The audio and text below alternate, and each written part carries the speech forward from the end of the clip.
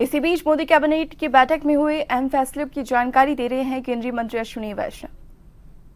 यही है कि इम्प्लीमेंटेशन का इसमें रिकमेंडेशंस में ही कुछ आएगा या नॉर्मली ये माना जाता है कि भाई जैसे 2026 में ये ड्यू हो गया है तो 2026 से ही माना जाएगा इम्प्लीमेंट होगा या इसके लिए अलग से कुछ आएगा?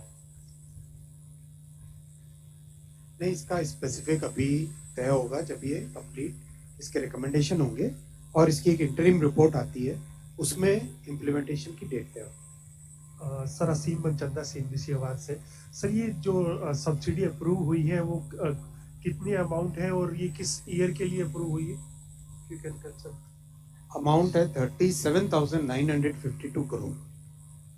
तो ये पूरा अमाउंट ये हमारा रबी सीजन है। रबी सीजन अक्टूबर से लेके करीब मार्च तक, अक्टूबर से। Second row Deepak sir, I'm Deepak from Times of India, sir. You said that this commission will give the report in 18 months, but the government had announced that the new pay commission will be effective from January 2026. So what does this mean? And obviously everyone will think that that was done just before the Delhi election because Delhi had a lot of number of central government employees. So can you just throw some light?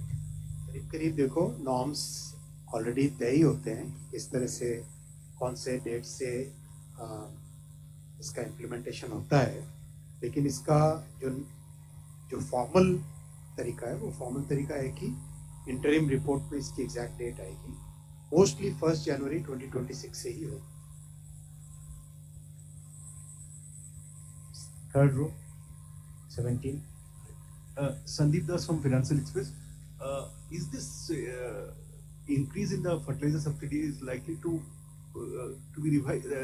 Is likely to be reflect the revised estimate of the total foods fertilizer subsidy of 1.61 lakh crore? No? Naturally, it will always have the impact on the overall fertilizer subsidy that goes into. It will be increased basically, revised estimate.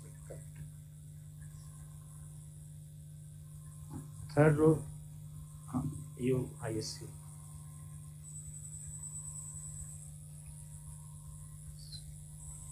anyone wants to ask? Okay, yes, 249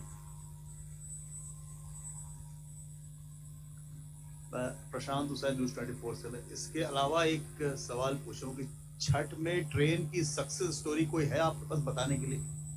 बहुत सारी है, passenger से पूछिए। वैसे आज cabinet का ही है discussion, ये प्रेस कॉन्फ्रेंस नहीं है। 40